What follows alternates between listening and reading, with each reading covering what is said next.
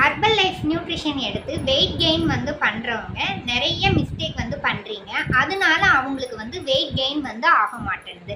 என்னன்னு பார்த்தீங்க அப்படின்னா, ஃபஸ்ட்டு வந்து நம்பர் ஒன்னாக வந்து பார்த்தீங்க அப்படின்னா, நம்மளுக்கு அஃப்ரெஷ் வந்து வெயிட் கெயின் வந்து பண்ணுறவங்க வந்து ஆப்ஷன் தான். டெய்லி வேணால் ஒரு முறை வந்து எடுத்துக்கலாம். ஆனால் அவங்க என்ன தப்பு பண்ணுறாங்கன்னா, வெயிட் லாஸ் பண்ணுற மாதிரி 4 டைம்ஸ் வந்து அஃப்ரெஷ் வந்து எடுத்துக்கிறாங்க. ஆனால் வெயிட் கெயின் பண்ணுறவங்க வந்து அந்த மாதிரி எடுக்கக்கூடாது. அடுத்ததாக வந்து நெக்ஸ்ட் ஒன் வந்து பார்த்தீங்க அப்படின்னா, அவங்கள வந்து டிஃபன் சாப்பிட்டுட்டு தான் ஷேக்கே எடுக்க சொல்லுவோம். ஆனால் அதை அவங்க பண்ணுறதில்ல.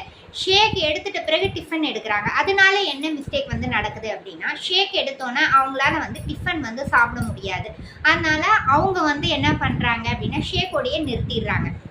ஃபஸ்ட்டு ஷேக் வந்து ஃபாலோ பண்ணும்போது வெயிட் லாஸ் வந்து கண்டிப்பாக வந்து ஆகும். ஏன் அப்படின்னா, அவங்களோட டீடாக்ஸ் வந்து கழிவுகள் வந்து வெளியில் ரிமூவ் ஆகிறதுனால ஃபஸ்ட்டு வந்து அந்த ஒரு வாரத்தில் பார்த்தீங்க அப்படின்னா உங்களுக்கு வெயிட் லாஸ் ஆகி அதுக்கு அடுத்தது தான் வந்து வெயிட் கெயின் வந்து ப்ராசஸே வந்து நடக்கும்.